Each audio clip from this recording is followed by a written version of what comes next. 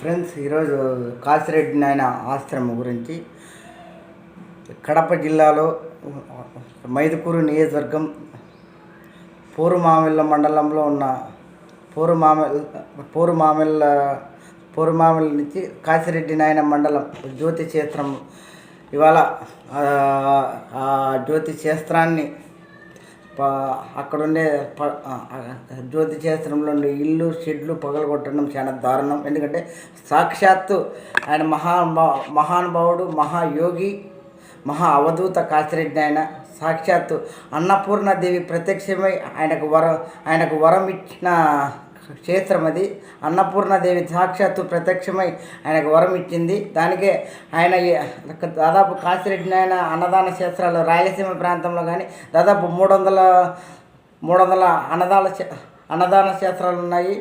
అన్నం మార్నింగ్ 6 నుంచి నైట్ 1 గంట వరకు కూడా అన్నం పెడతారు. అలాంటి జ్యోతి క్షేత్రాన్ని పగలగొట్టడం చాలా దారుణం. మరీ ముఖ్యంగా ఇవాళ రాయలసీమలో ఒక మహా యోగులు, సిద్ధపురుషులు జన్మించిన నేల రాయలసీమ ఇది. అలాంటి జ్యోతి క్షేత్రాన్ని అటవీ అధికారులు పగలగొట్టడము, ప్రభుత్వం దాన్ని ప్రోత్సహించడం అనేది అది ఒక దారుణం. ఎందుకంటే ఆయన కాసిరెడ్డి నాయన అవధూత మహాయోగి స్వామి సాక్షాత్తు అన్నపూర్ణాదేవి ప్రత్యక్షమై ఆయనకు వరం ఇచ్చింది. అలాంటి జ్యోతి క్షేత్రాన్ని పగలగొట్టడం దారుణం. మరీ ముఖ్యంగా ప్రభుత్వం కూడా పునరాలోచన చేసి జ్యోతి క్షేత్రాన్ని మళ్ళీ దాన్ని నిర్మించాలని చెప్పి గౌరవనీయులు పెద్దలు విద్యాశాఖ మంత్రి లోకేష్ గారు కూడా ఆదేశించారు. దానికి కూడా మేము ధన్యవాదాలు తెలుపుతున్నాం. ఎందుకంటే రాయలసీమ ప్రాంతంలో మహాయోగులు ఉన్నారు.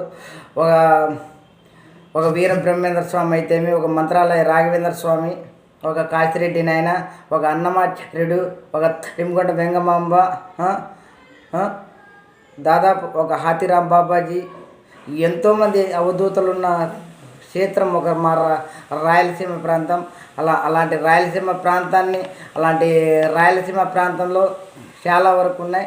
కానీ దయచేసి ముఖ్యంగా ప్రభుత్వానికి నా యొక్క విజ్ఞప్తి, దయచేసి మీరు కాసిరెడ్డి నాయన క్షేత్రానికి దయచేసి పోవద్దండి.